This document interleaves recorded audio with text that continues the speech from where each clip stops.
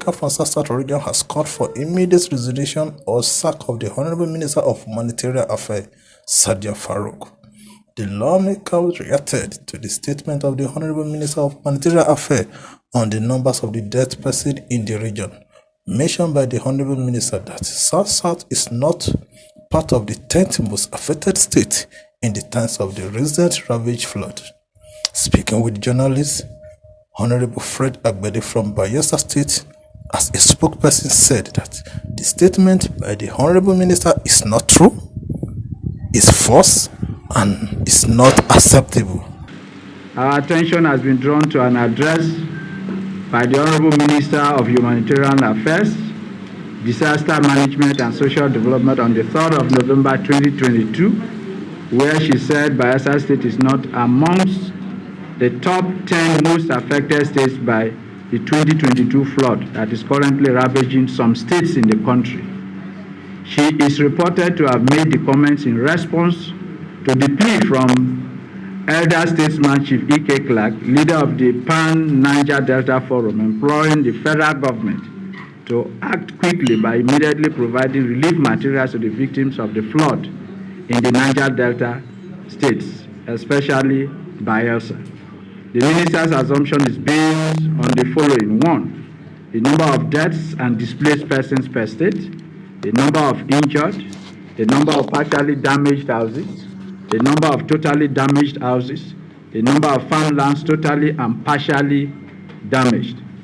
Surprisingly, she put the number of persons injured in Bayelsa State at 81 and the number of deaths at 91. The minister is wrong.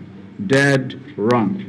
Reports from the Flood Management Committee and traditional rulers indicate that thousands are wounded and hundreds of our citizens died. In fact, even one dead person is enough for our country to show responsibility and sympathy to our people. We wish to bring to the minister's attention that the entire Niger Delta states of Rivers, Delta, Bayelsa, Akwa Ibom, Edo, Imo, and Cross River are highly impacted. The state can only be connected through the waterways or by air. So how does the minister even dare to compare such a badly hit state to any other? We, the Niger Delta members of the House of Representatives, strongly and unequivocally condemn in strong terms the statement credited to the Honorable Minister as insensitive, unpatriotic, and unnationalistic. While we are not denying the fact that other states in the Federation are also affected, the comparison and figures given by the Honorable Minister shows a glaring attempt to downplay the harsh reality on ground. We are talking of human beings, fellow Nigerians, and not some aliens. The figures are not only an insult to the good people of Bayelsa State, but to all the victims of the flood who has gone through trauma of braving the elements by sleeping outside on dug-out canoes, rooftops, and flood water floors. The Honorable Minister, instead of visiting the affected areas to get first-hand information and empathize with the victims, is relying on some armchair statisticians from far away Abuja to paint a fake picture to Nigerians. In the same way, other members from the same region laid their voice to the same issue. I have deemed this necessary.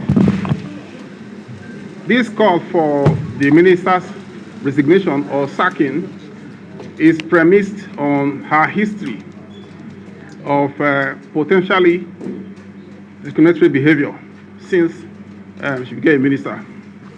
We all know what happened during COVID. What she's doing now is an exemplification of her, what we see in politics, our style of politics, is politics of prebendalism, okay, where state resources are, funneled to areas where they are less needed, and people who need them more are allowed to grow.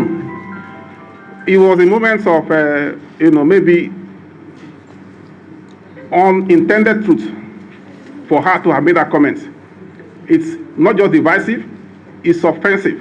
We are offended, and the main reason why we're asking her to leave is so that we can find persons who bring into public office more edifying values than this woman.